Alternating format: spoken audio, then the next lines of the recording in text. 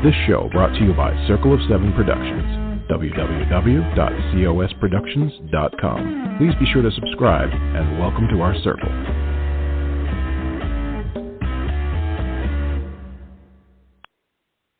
Well, hello, everybody. This is Patricia W. Fisher with Readers Entertainment Radio, and it has been a very long minute since we've had some shows, and it's just end of year got crazy, and beginning of the year was crazy, so we're finally back, which is exciting. And I hope that everybody had a good holiday and a good January, because it's already February. For those of you that keep track of monthly observances and stuff, it is the month of heart health. It is also the month of Black History. And it, of course, is also the month of love because of Valentine's. And I used to really not like Valentine's when I was single. Not every year when I was single, but sometimes. And what I want to say to anybody out there who's listening that is single, just be yourself, you know, all the trite things that people say, love who you are, you'll finally find someone. But the deal is this.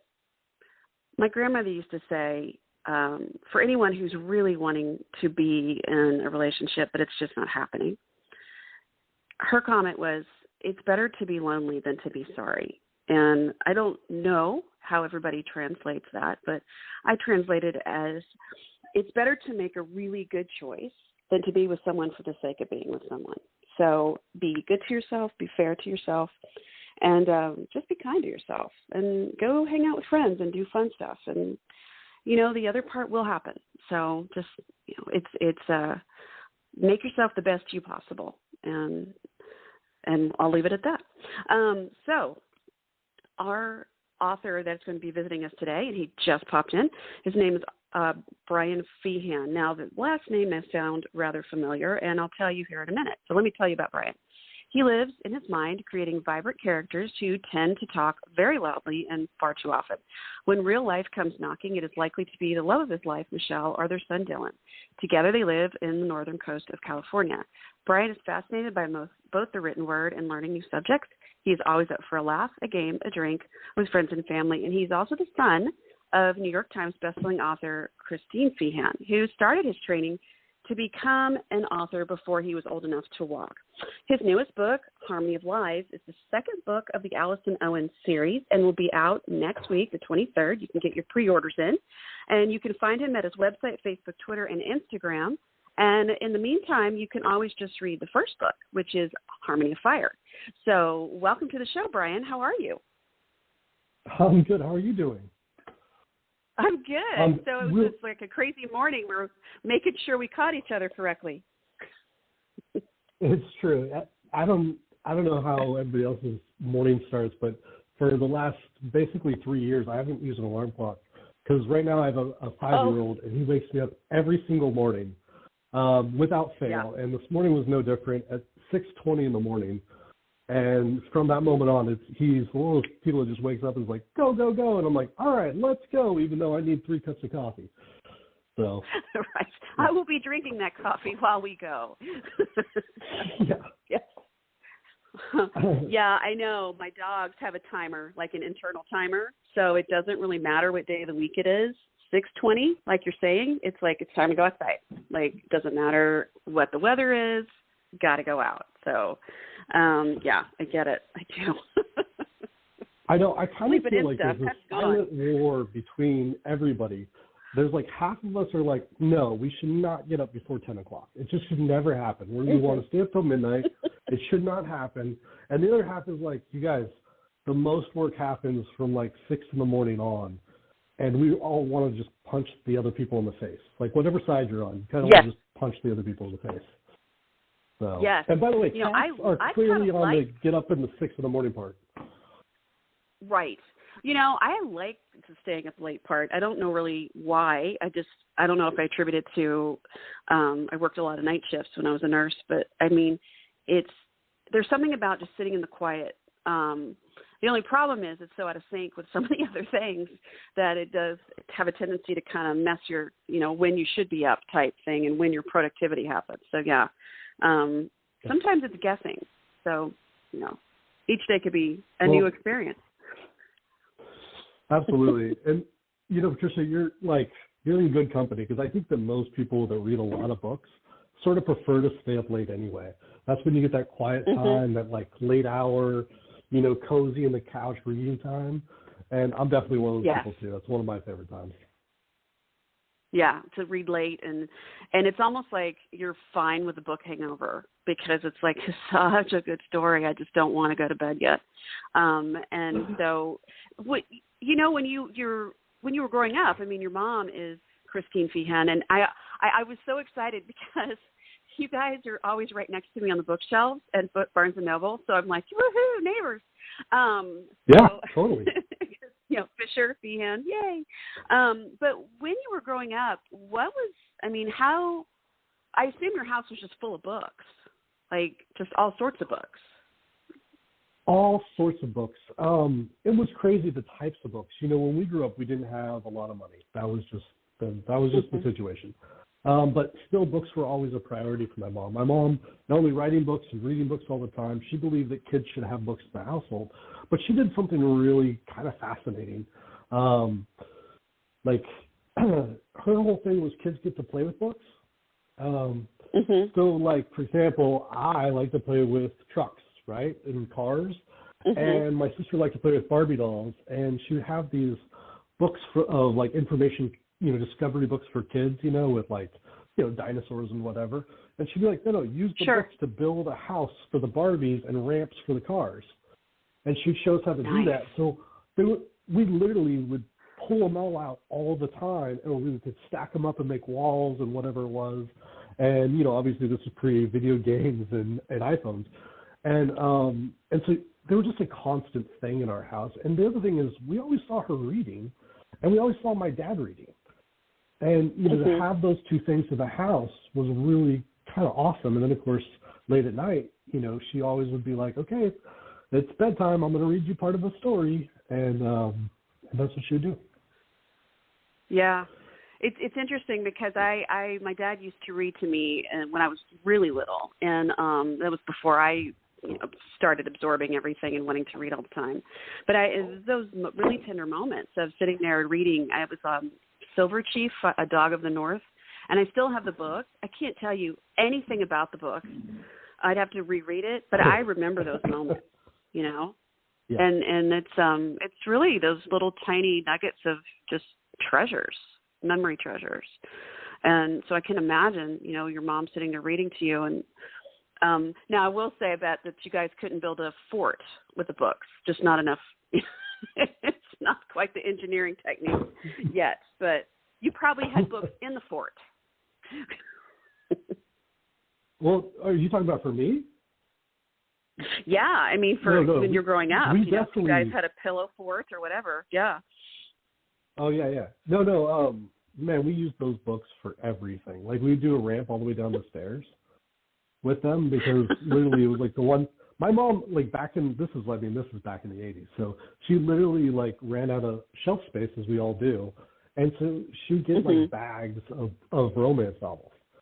And, literally it would get to that point that we had full on trash bags full of romance novels and whatever else she was reading. And, cause she just consumes books. And, it was interesting. So, with Dylan, well, we do something similar in our house where he gets to use those books for anything he wants to do. If he wants to stack them up and knock them over, I want him so comfortable with books that they don't feel like there's something foreign, Right. And I really love that. I mean, it's fun to see when you go to Barnes & Noble, the library, you see kids running around getting excited. It's like a little treasure hunt for them. And I remember, I'm sure you guys did too, you'd go into the library. You'd get your bag and go to the library, fill it up, go home, read them, go back. I mean, I don't see as many kids do that now because everything's so easily downloaded. But I mean, it's just one of those wonderful little memories that for reading, just for books, is great. And you have a lot of the same kind of things. Absolutely. It's true. So now that you've been making books, you've been making forts and ramps with books now, and you're going to start reading them, and you're getting into school. Was writing ever on your radar? Were you a writer in school, or was it something that came after, say, high school? How do I say this? It was interesting. My English teachers all kept putting me in AP English, but honestly, I really struggled with homework back then.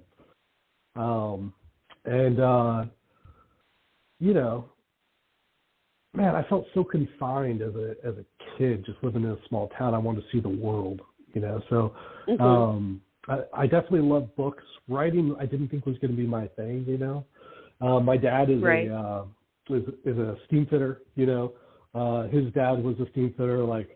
I definitely started doing construction when I was 13 years old. I didn't see that as my dream, and I knew I wanted to see the world. So what I went into was dancing. I actually was a competitive West Coast swing dancer, and I ended up traveling across the United States competing, and so I was doing couple dancing, and that's what my early dream was, that I chased after really, really hard, and it was fantastic. And it wasn't until I was about 21 that I really decided, wait a minute, this is not the dream I want. I want to become a writer. And at that point, it was like ice cold water down my back. Like, wait a minute, I've just spent all this energy, all this money, all this time, all these connections and progress in this one career, and now I want to be a writer. I don't know how to do that. And so I decided to switch it. And obviously, my mom jokes that we've been talking books since I was 5 years old. So she jokes that she always knew. She was like, I've been preparing you. It's fine. You do whatever you want. You're going to be a writer. Yeah. And of course, mom's always right, What was the catalyst that made you want to be a writer? A girlfriend told me I wasn't going to be a writer. Okay. Let me start at the beginning. Yeah.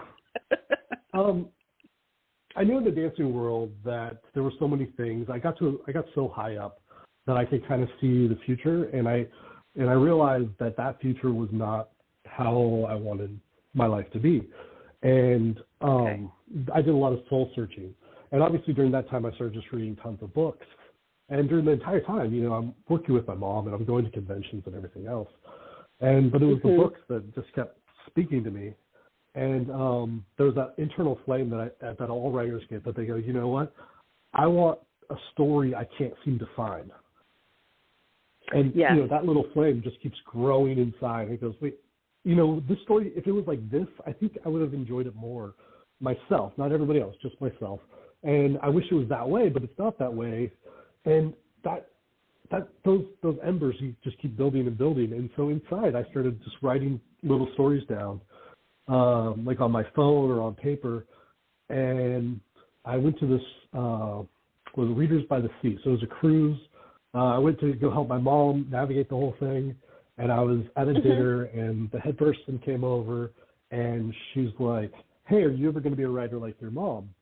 And my girlfriend, who was a sweetheart, she's a dancer, and she leans over and cuts me off because I'm hesitating, which is usually not what I do. And she answers for me, and she goes, no, he's never going to be a writer. He's a dancer. And in that moment, I knew that she was wrong. In that moment, I knew that what she had just said was a lie. And obviously, her and I didn't make it out much longer than that. And from that moment on, I knew I started reading books differently. I started chasing the dream. I started studying hard, and I really started to create the craft, within. And that was really kind of the launching point, I think, for me. Yeah, it's always interesting to hear each person's catalyst, because there's always something different. And you're right. I mean, there have been times that we've gone to the movies or seen a show on TV, and it's funny because when something isn't quite working or something didn't quite work with the story, I'll look at my kids and I'll say, how would you have written that differently? And they're like, oh, well, let me tell you. It's like the natural storytelling is kind of ingrained in all of us. Not everybody's, of mind to write them down. But, I mean, yeah, that pull to tell those stories is always a good one. And so I always love hearing when people take that step. What I loved about the story you just told was it totally included your kids. And, being a second generation writer, it's hard to describe all the thousands upon thousands of storytelling conversations my mom and I have had together. And I love that you're having the exact same conversations with your kids that my mom had with me and that I'm already having with my son, Yeah. And, I honestly, go ahead. It's interesting because, after a while you kind of get the natural cadence of a story, the first, if you want to say first, second, third act or snowflake method or whatever, but I mean, it's still the same of we need to make sure the middle doesn't slow down and there's a dark moment, everything. And it's funny because, and I'm sure you've seen this with people, especially I went to lecture at my son's high school and I was talking about story structure. And I said, give me a story, any movie. And I said, okay, and here we go, da-da-da-da-da. Give me another one. Okay, here we go, da-da-da-da. And so they're all, you can see them all going, oh, just like, yes, and there it is, So, yeah, having that conversation I think is important. Yeah, it really is, and it binds us all together, And, this is my second novel that's come out. And it's interesting because people are like, oh, you write romance, and I do. But in this day and age, everything is so story-driven, and that's what we love. But that's what I consider myself to be as a storyteller. And that's my entire approach to writing these things, is just telling a story. And it's exactly, what my mom taught me, and it's exactly what you're teaching your son and their class, which is pretty awesome. Mm-hmm. Yeah. I mean, so now that we've bridged to that little nugget, so you started with book one, and now we're on book two. So tell me about this series, and then tell me about Harmony of Lies. Oh, my gosh. Oh, I love it that, you write 400 pages, or I think this one's 366. And, then you go do the interview, and they're like, all right, you got, we'll talk about it in 5 minutes. And you're like, wait, I wrote it 366 pages. You can't even read that in 5 minutes. But that's our job now. So I'll give it a shot. Yes. Harmony of Lies is really amazing because the first part is I wrote it about 2 years after Harmony of Fire. So, for a guy like me, that's a lot of time to learn a lot of lessons. And I was able to apply those lessons into the book, which I'm always a fan of learning. And then practicing. So for me, having just recently reread it, because I have it early copy, it was truly a fascinating story. So basically, Owen is a musician, and he has ethereal energy, which is the power of creation inside of him. And so when he creates music, that's when magical things happen. And Alice has the exact same power, and she's super strong. But when she was 9 years old, this character, my bad guy, bonded her soul to his. And it was designed so he could grow in more power. Now, in Harmony of Lies, the book that we're talking about, he's no longer around. He's dead. And she got to go home to her family after being gone. I think she's 26. So do the math. I think it's 17 years. So she's been gone for 17 years. And she just finally got home. Her parents literally had a fake funeral for her. And they and had another child after it. And it's one of the reasons why they're still together, even though they're madly in love with each other. They're just in so much pain. And now here she is on their doorstep. And the book starts 3 weeks after she gets home.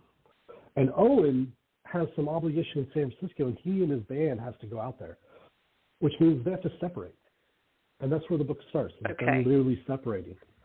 And it's she has to go tell her parents that she's not a normal human and figure this whole thing out. And it's honestly, to me, it was heart-wrenching to write the story. I broke sort of one of the golden rules, which is don't head hop. But there's also, if you are going to break it, there's a thing that says if you are going to break it, you have to put the person who has the most to risk in right from their point of view. So for one chapter only, her father is actually the one, it's from his point of view, as he goes and has a personal conversation with her. And it's right before, like, they come together and have to work things out. And I literally was, like, in tears writing this story from his point of view because he's a good man.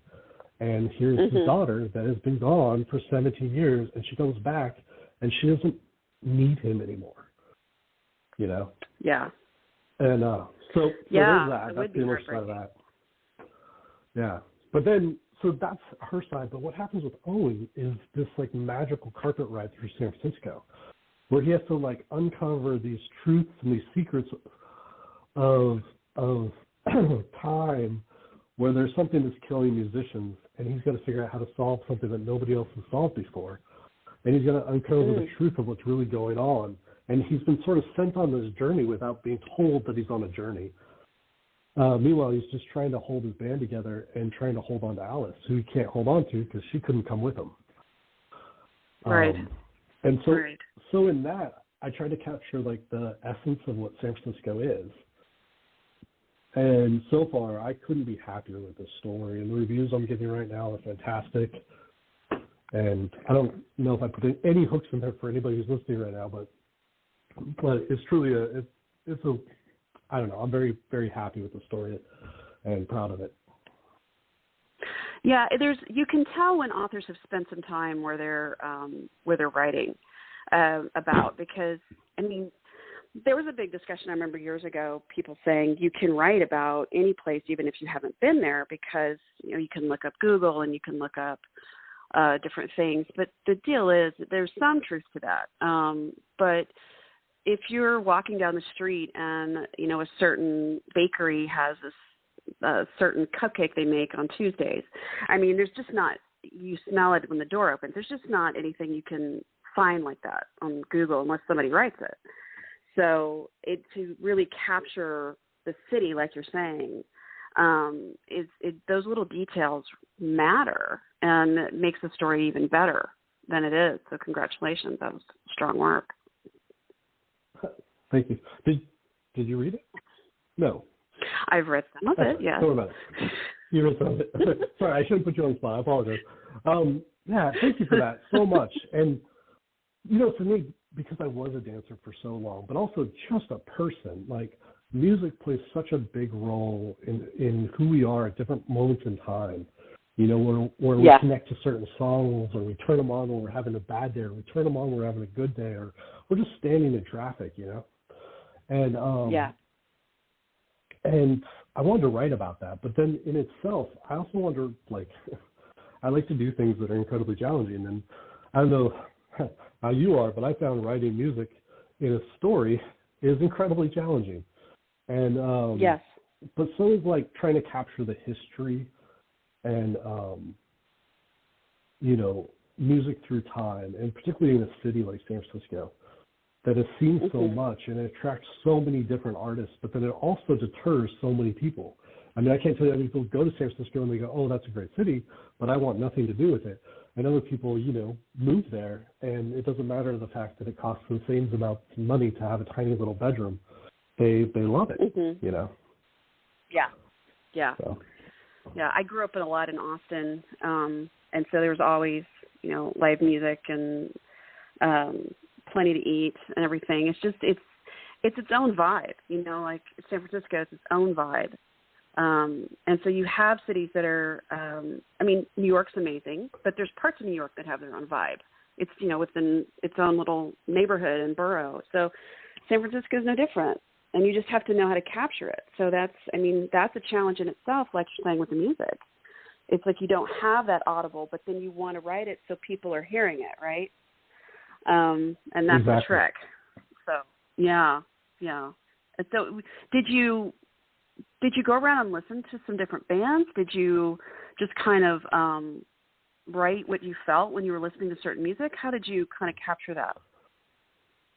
Well, you know, Harmony of Fire did so well, and I loved it so much. The characters were so vibrant, and, you know, there's a lot of music in that one as well.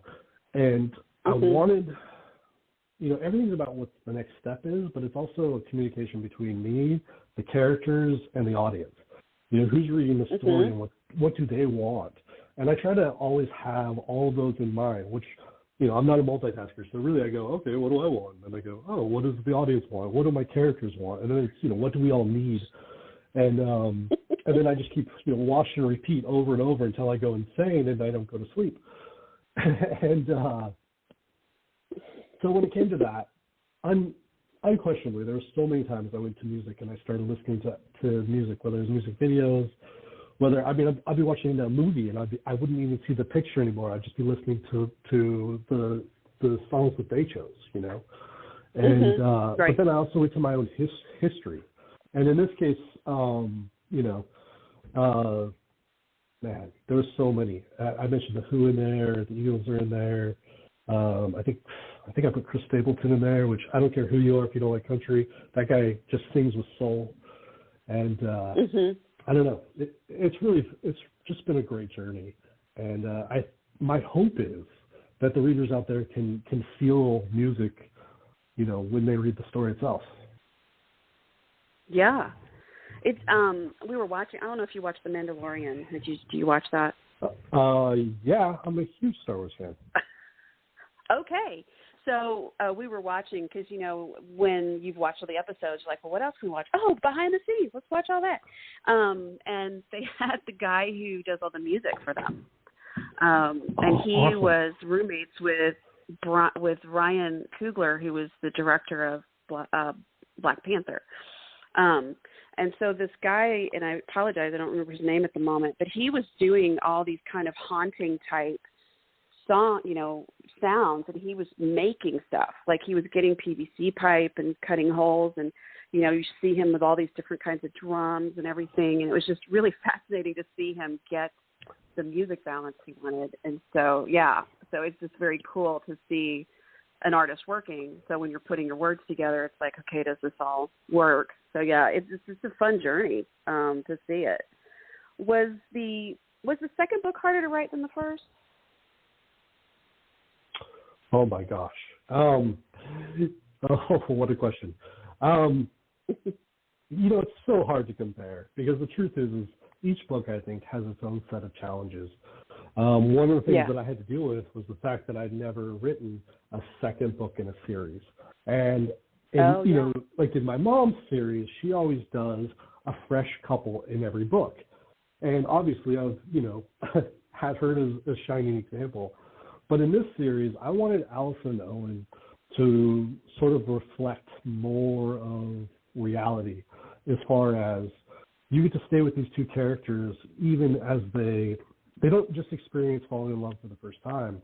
They have to experience falling in love with each other all the time and choosing to be with each other. And which is, sounded great in my head as I decided that that's what I really wanted to do. And I wrote the first book that way. But when it came to writing the second book, I realized that I don't have the power of that first moment of falling in love to, particularly when you talk about story arc, to use as part of my story arc. And so there was this hard moment of me hitting my head against the wall going, what did I just sign up for? One of my big, one of the stories that I love is I love the J.D. Robb stories. Dora Roberts is obviously just a legend and a brilliant writer. And I love the J.D. Robb series. And in that case, Dallas and Rourke, they're together through the whole thing. And and so I, tried to kind of model a little bit after that, or at least with that in mind. And so then I would think about that. And then I realized I was totally screwed, because Nora Roberts is a brilliant writer, and I'm just myself. And so that got me to, hit my head against the wall even harder, which I think is a true writer moment. I think that's what real writing is about. It's understanding that you totally suck at this, and yet you still have to do your best to do everything you can. And that's when I discovered that, it's about all the parts I didn't even know were there, and then about highlighting the ones I knew that never showed up in Harmony of Fire. And that's when I started to create this idea that each book should be a full standalone because it should feel different and feel the same as the one before it, and which I think I accomplished in Harmony Lives, but we'll see. 'Cause we'll see what everybody says, and right. But in that, all of a sudden, it went from this hard thing to this amazing. It was like eating like 3 scoops of ice cream and not feeling bloated afterwards. It was awesome. And it felt amazing and wonderful, and I just wanted to eat more ice cream. And the characters just jumped off the page. And then San Francisco and everything I knew there, and it was just a roller coaster. And the title is awesome. It was great to write a book specifically about the title, where I dive into the idea of lies, and Owen and Alice have to deal with them, and all the other side characters too. So speaking of that, with the side characters, what character have people been asking about their story? Well, I've been getting asked questions about the backstory of Clover particularly. So Clover, for those who don't know, before Alice and Owen met, Owen already had a group of his band, and it included this woman named Clover, who's slightly younger than he is, and she sort of has this, like, I tried to put in there, bippity-boppy personality. She's really high on life. Like, she really enjoys the nightclub scene and, the bartending scene and just flirting and the whole deal. And yet, in the band, when they have to face life and death situations, she's the number 2, not his best friend, Jesse. And because she ended up when they first met, she was in a bad situation and Owen had to get her out. And that situation changed her to the point where, now she understands the hard choices. And right. She understands the responsibility of taking care of other people.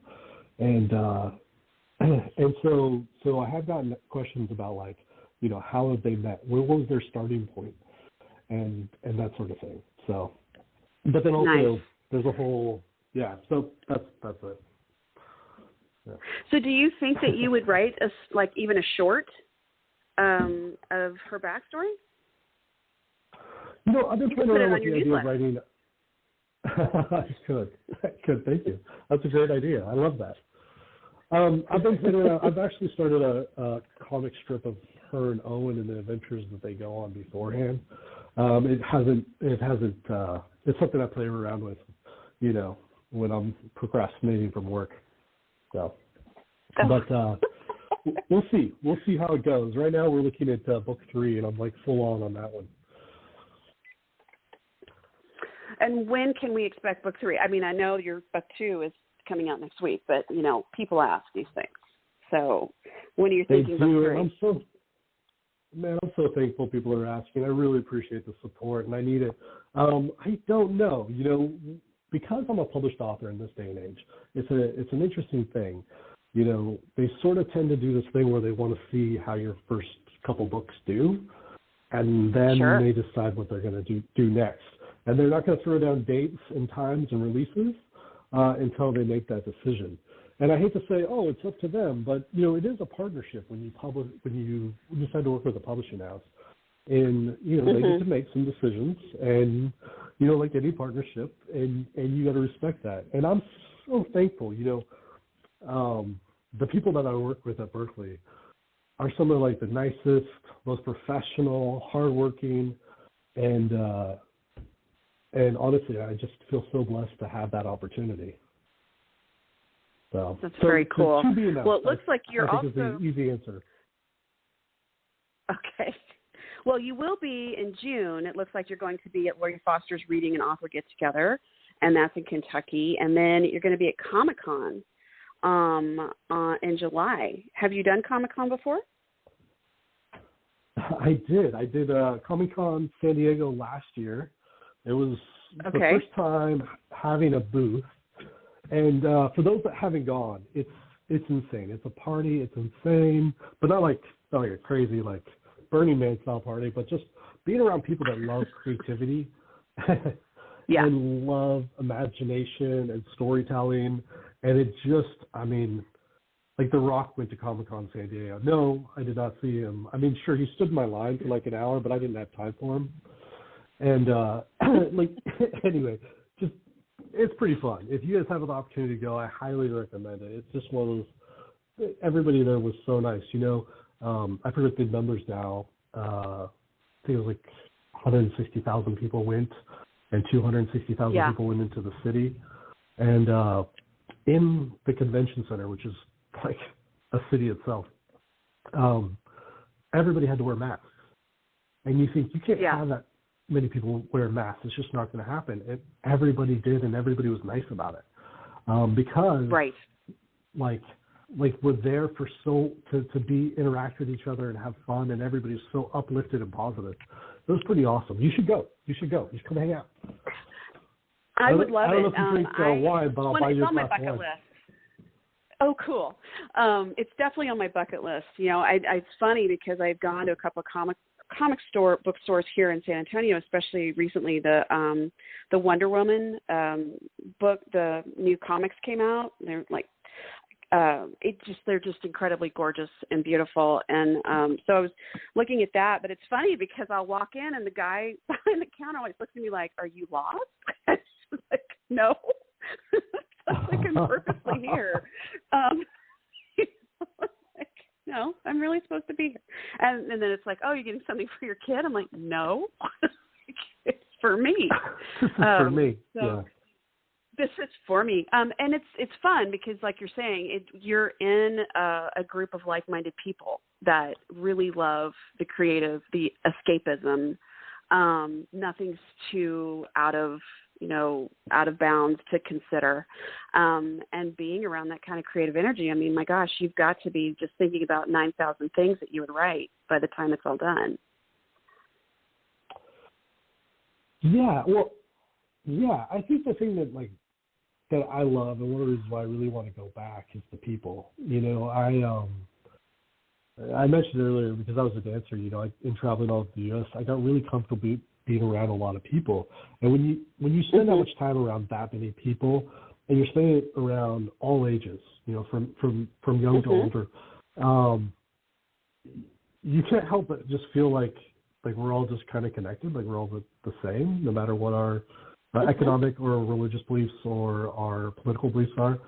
And when you go to Comic-Con, it's exactly the same. First of all, you've got like 100 things you could say to every single person in the room because you're all there surrounded by all this information, and stuff, and everyone's smiling inside, even though you can't see it through the mask.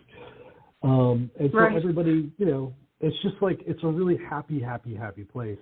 And then, there are moments where people settle down a little bit from running around, and you get to have these amazing conversations with everybody. I mean, literally, there are people like in their 90s there. There are people, who are 7 years older. There are babies there, and there are teenagers there. And, like, to see that many people on the whole spectrum and have everybody happy and joyful and just wanting to talk about this stuff was fantastic. So that's one of the things I really appreciate about it. I just think it would be such a fun thing to do. One of the things I didn't appreciate, they had something, a Comic Con here in San Antonio a few years ago, and I didn't realize this, was that, you pay to get in, and then if you stand in line for, I guess it's everybody, but it may not be, you stand in line to get autographs, you pay for that autograph. And you if they want to sign something, you got to pay for it. So it's just like, God, how does anyone afford to be here? It's a lot of money people spend to be there. It is. For a lot of people, it's their one vacation.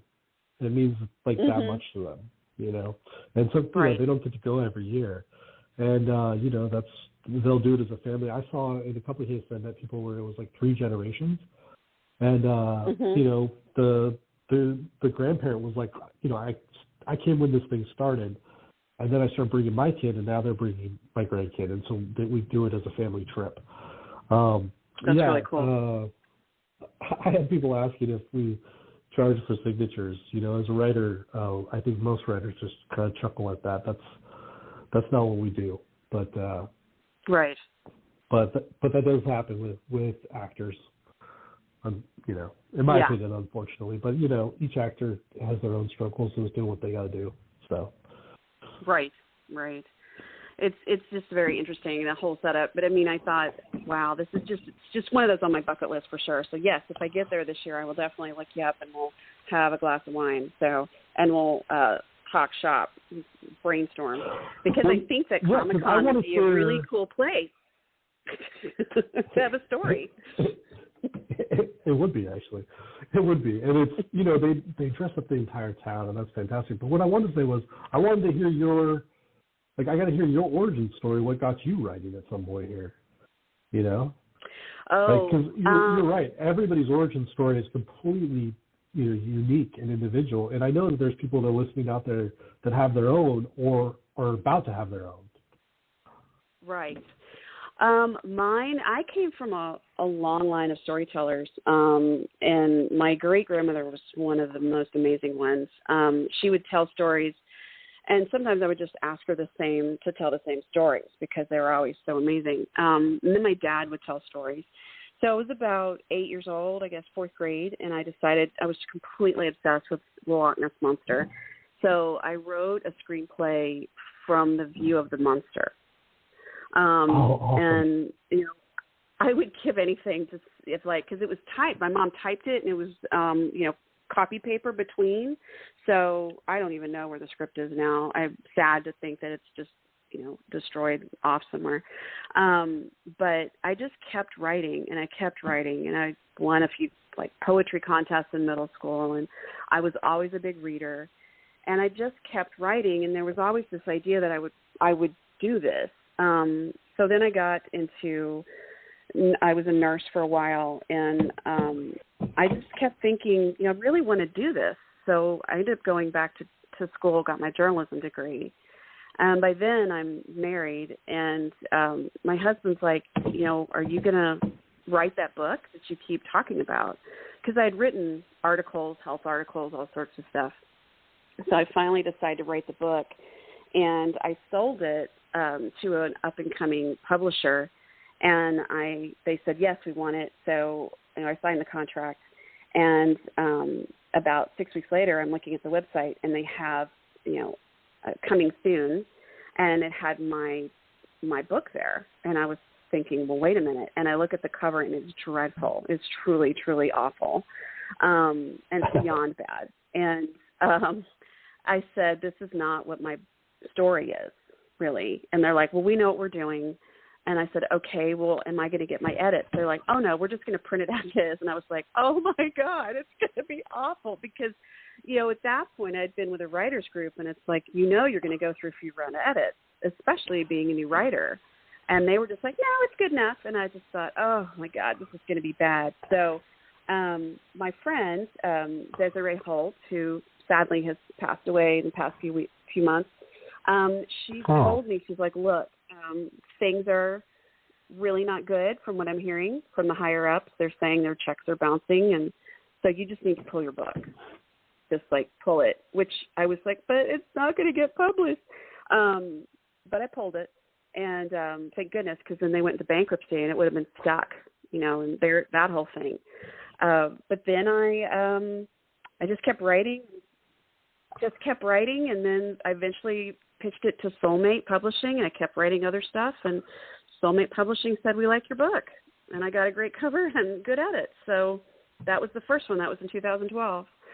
And the best part of that story is I found out on May 8th that I was going to have my book published, and May 9th we had taken foster care classes because we wanted to adopt. And the very next day, we got a phone call that we had matched with 2 kids. So I got a book deal and two more kids in 24 hours. So that's awesome. Now it's been 10, 11 years, and still got the kids, and book's still out there. So yeah, there you go. That's awesome. That's my story. I love it. Now, how many books do you have out now? We're gonna flip a little bit. You are. I have 4 books out with Tule Publishing, and then I had some indies that I've pulled so I can re-edit and re-release. And then Waiting for Mr. Right was the first one, and I've gotten the rights back for that. I'm getting a new cover and re-releasing that one. So, and then I'm working on book 10. So that's what I'm doing that's right awesome. now. Yeah. So it's a good ride. I like it, and I'll take it because a lot of people just never take the step. That's true. That's true. But you've taken the step. 10 times. That's insane. That's crazy. My appreciation now for every book is I think that's one of the biggest things that really affected me in the last couple of years is, I watched my mom. She's been published for 22 years, and she's written over 100 books. She's published over 100 books. Right. And in our house, you can get kind of numb to it. She's Christine Feehan. She's crazy. So right. She's amazing. Come on, a little crazy. And I'm gonna get smacked for that. And nah. but you do sort of get, she'll tell you about things, and even though as I started to become a writer, I paid closer and closer and closer attention, and I witnessed things for myself, and I got to sit in the back of rooms and be quiet and listen, and I'm so grateful for that. But as I went ahead and finished, my first book, and then I finished another book and got it published, and then to go through the whole publishing process myself, you realize some of the difficulties it can be, even though it can be so exciting and so awesome. And then you do the second one, and you realize that those things, if anything, they start to compound. And yes. And so for you to do 10, that's really amazing. That's great. Good job. Thank you. And soon you will, and if you keep going forward, you will have 10, and then it'll all be good. You'll still be going to Comic-Con, and I'll still be like, I need to go to Comic-Con. So it'll be good. And bring your kids. Bring your kids. Yes. Oh, yeah. They would absolutely love it. My youngest is 12. She's completely obsessed with dragons. And I have, every day she's drawing a new dragon. And they all love the whole, we've introduced them, we've indoctrinated them properly with Marvel and DC and Lord of the Rings and Narnia and, Star Wars, Star Trek, Stargate, all of it. It's like they are properly indoctrinated. So yes, so they would have a blast for sure. So which one's going to be? It would be good. Well, my which one oldest of your kids is going to follow your footsteps?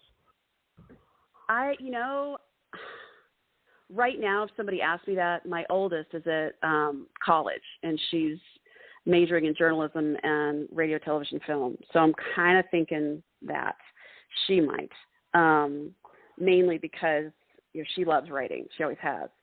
But the others are starting to show their own creativity. So I'd love it if all of them had a writing outlet of some sort.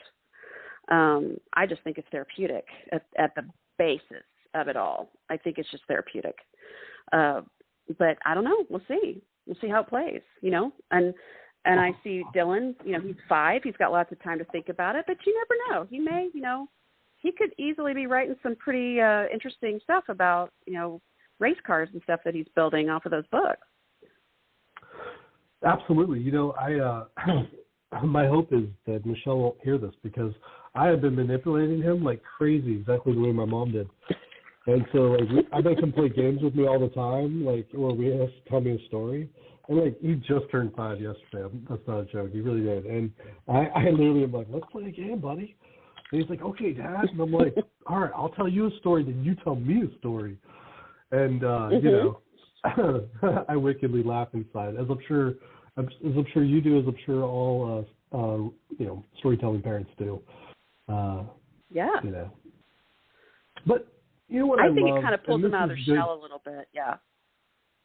It does, and it creates voice, which we all need, and creativity and problem solving, and puzzle, putting puzzles together. But I also think, like anybody listening, we all got here through reading books first and then writing, and doing this whole storyteller bit. But what I love is the community. You and I can easily see we could talk for hours and hours and hours about all this stuff because we have so much in common. And that's the platform that we all sort of live in. And that's the platform my mom and I live in and all the other writers and readers I meet. It's like we have so much to talk about, and it's all like positive and good, even if we touch on darker moments for a moment, Right. And like how The Rock stood in my line, but I didn't sign his book. and then we move on and we talk about happier things, you know? Yeah. So it's there was a panel I was part of years ago that one of the ladies on it was Sisters in Crime, and one of the questions was for the panel, what is the advantage, or why should we be part of a writers group? You know, what good does it do for a writer since it's so solitary? And she said, I want to answer this one.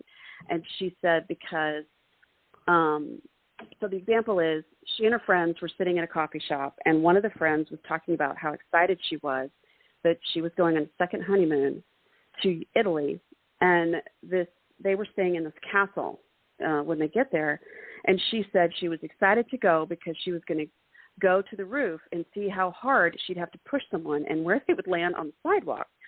Now, it's Sisters in Crime. They write murder mysteries. So none of them were, you know, stressing that she was going to kill her husband. Obviously, they're like, oh, okay, wait. So how tall is the ledge? Do you have to stand on it?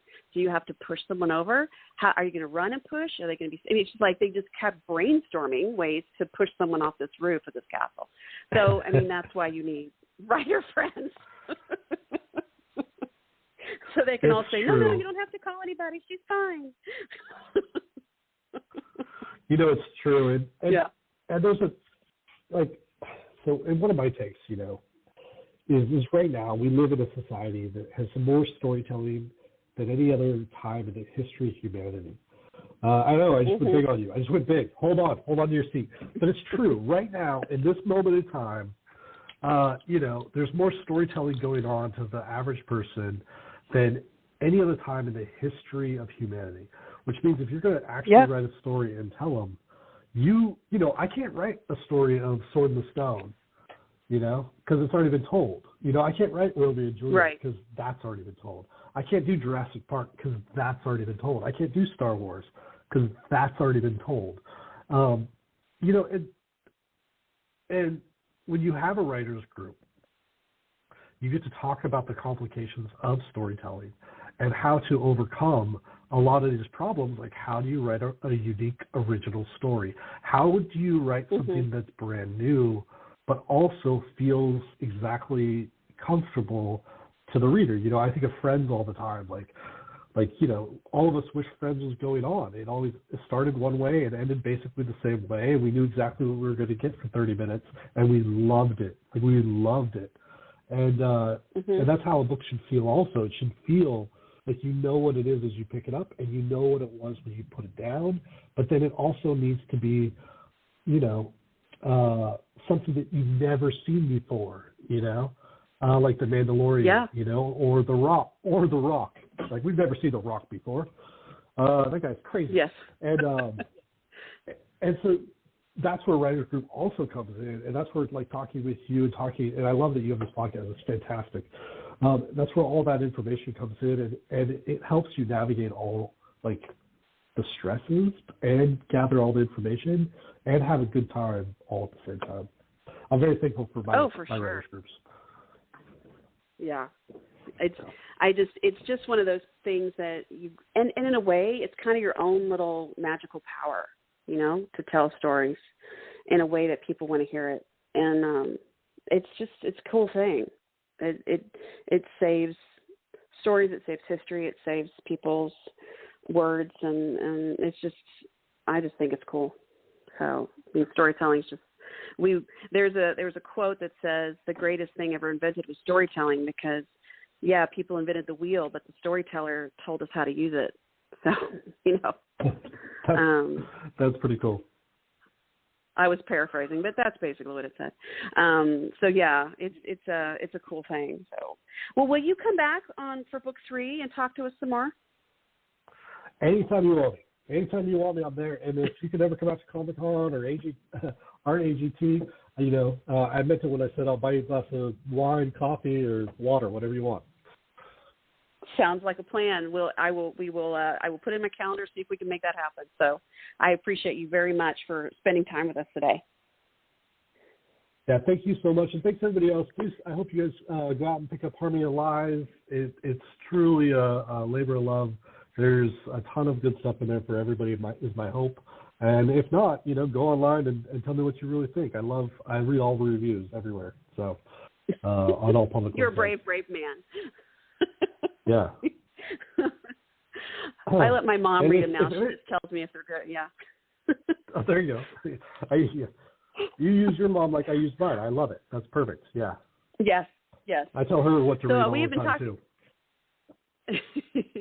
I've been talking to Brian Feehan, that's Feehan, and if you want to pick up his latest book, Harmony of Lies, it is out next week on the 23rd. But in the meantime, you can read Harmony of Fire, which is the first book in the series, and this gives you about a week or so. You can finish that up before the new one comes out, and you'll be done with your book hangover before Harmony of Lies comes out. So you can find him also at his website. You can sign up for his newsletter there, and Facebook, Twitter, Instagram, and all the links are in the write-up of the show. So I appreciate everybody, and thank you again, Brian. We will talk again soon, I'm sure. Thank you so much, Patricia. Thank you, everybody. Have a wonderful week. Everybody keep on reading. This show brought to you by Circle of Seven Productions, www.cosproductions.com. Please be sure to subscribe and welcome to our circle.